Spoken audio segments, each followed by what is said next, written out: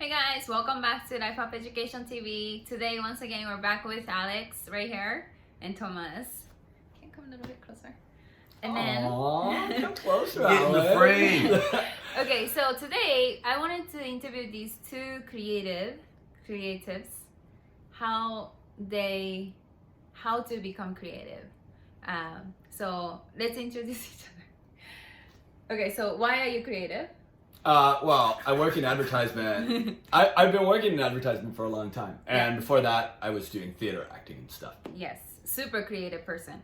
Now, let's go, Alex. So why are you creative? Why am I creative?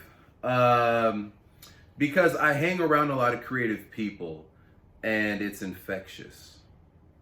But it's your job too, though, right? Well,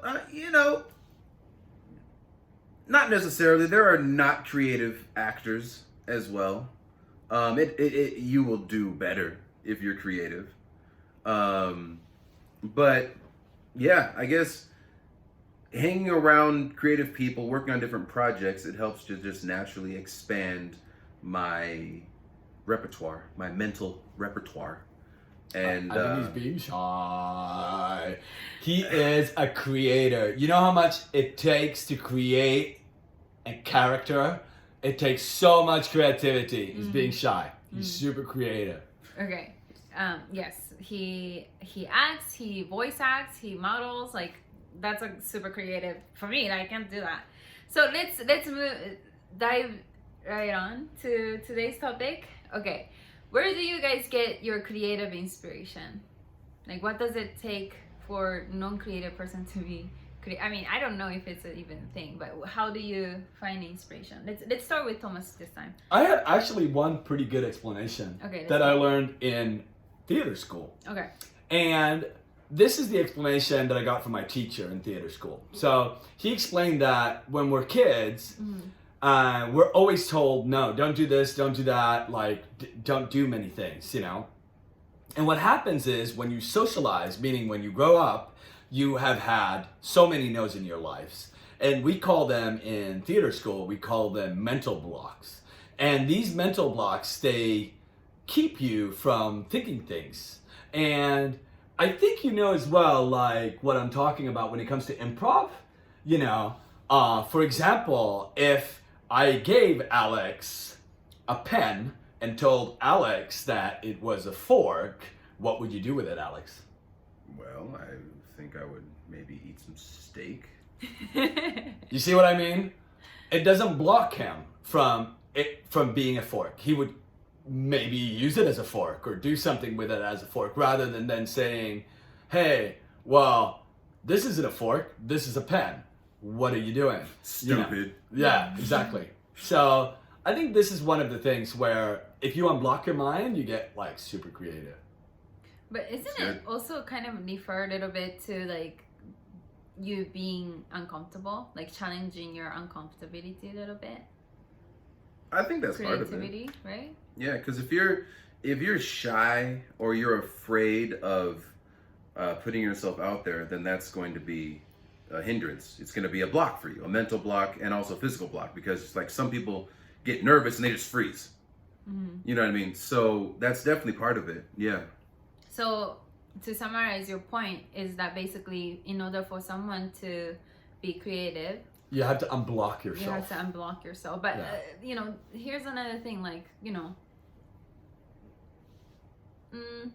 like I'm a big believer of, like, you know, focusing on what you're good at instead of like focusing on what you're not good at, right? So this is more for like people who want to be creative. No, everybody can unblock themselves, like in anything. Okay. Like, for example, let's say that you have a dispute with somebody. You know, when you're talking to somebody and you're like, you feel your defense like really here, and you go like, whatever this person says, I'm gonna attack it. You know what I mean?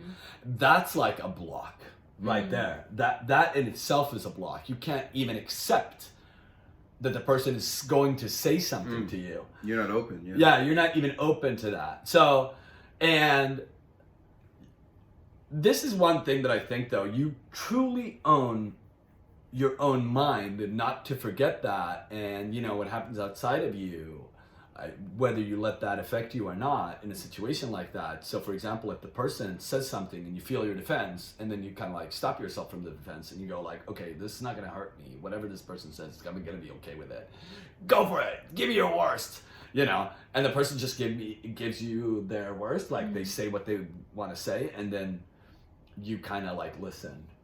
That in itself is just getting rid of a block, I think. No, I agree with that. But like,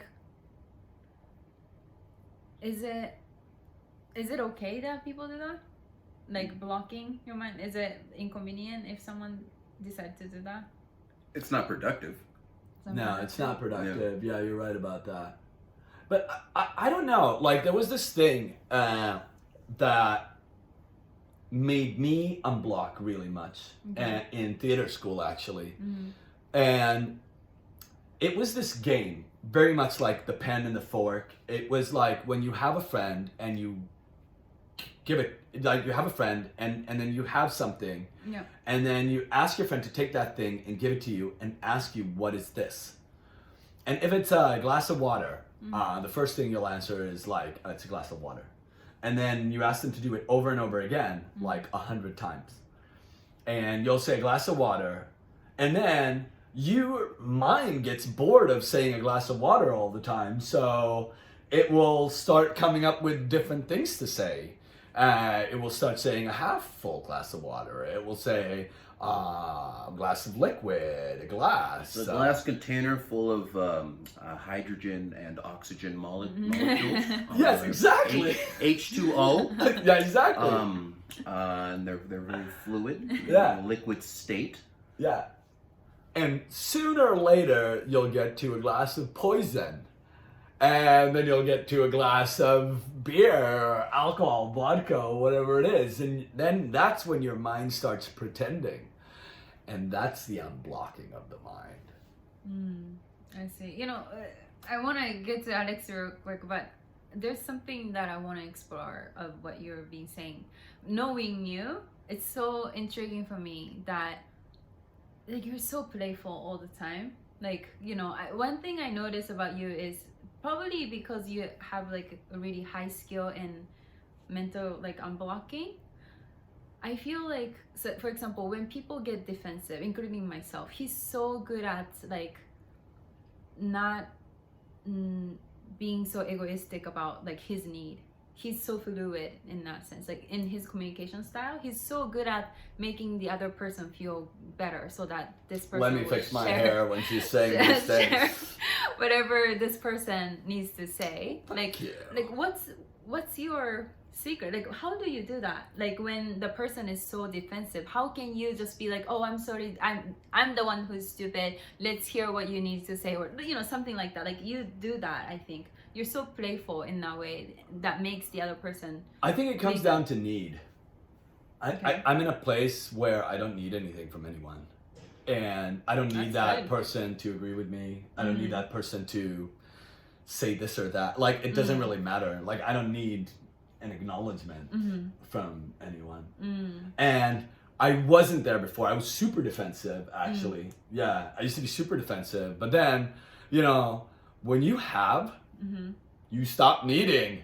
And when you don't need, you chill. Right. So, I mean, that's really like ultimate. Like when I think this applies to. I think this applies to like very like interpersonal communication skill that you have. Like when it comes to a person, like versus a person, I think you're so confident in that sense. Like you're so set with yourself already. Yeah, but I have to say I wasn't like that though. Yeah, I wasn't like that when I was desperate for How shit. can people be like that? I mean, you made that transformation. What changed you? I think one thing is, I think it comes with age too. When I was a teenager, like I was invincible, number one.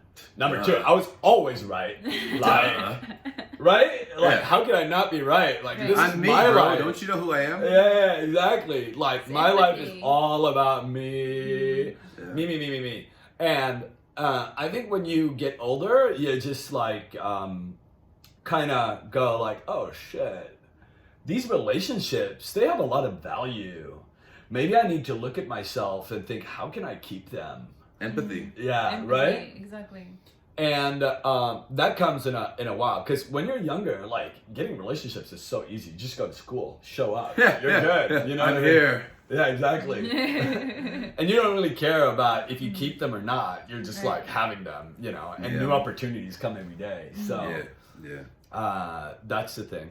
So let's we're gonna wrap it up, but I wanted to because the beginning of the conversation was how do you advise people how to be creative, right? And I asked you. Let's ask Alex. I think for myself, a lot of my creativity comes from the fact that I'm a nerd.